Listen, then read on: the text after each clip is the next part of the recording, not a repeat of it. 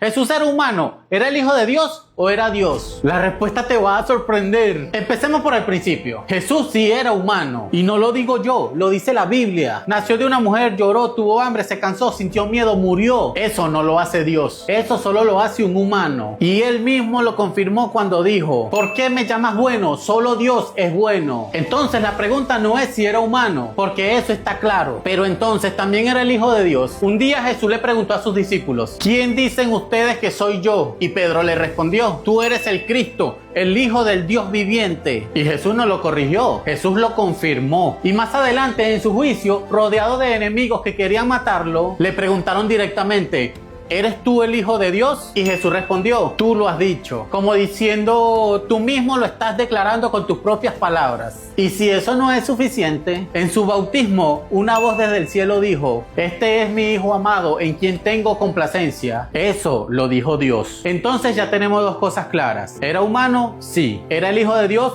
Sí, pero entonces, ¿es Dios? Y aquí viene lo que nadie te ha explicado. Juan 1:1 dice: pero para entenderlo más fácil lo vamos a dividir en tres partes, así. En el principio era el verbo, o sea, en el principio ya existía el verbo, antes de que existiera todo lo creado, antes de que existiera el universo, antes de que existiera cualquier cosa, el verbo ya existía. Y el verbo era con Dios, o sea, el verbo estaba con Dios. El verbo no fue creado, el verbo existe desde la eternidad. Es hermoso entender esto. Y el verbo era Dios, o sea, el verbo era Dios, el verbo estaba con Dios y el verbo existía con Dios. Ajá, Edward, pero ¿quién era ese verbo? Vámonos para el versículo 14, pero este lo vamos a dividir en dos. Y aquel verbo fue hecho carne y habitó entre nosotros, o sea, el verbo se hizo humano. ¿Y quién fue? Que siendo Dios se hizo hombre, siendo el verbo se hizo humano. Ya lo vamos a ver, ya lo vamos a ver. Y vimos su gloria, gloria como la del unigénito del Padre, lleno de gracia y de verdad. Ahora yo te pregunto a ti: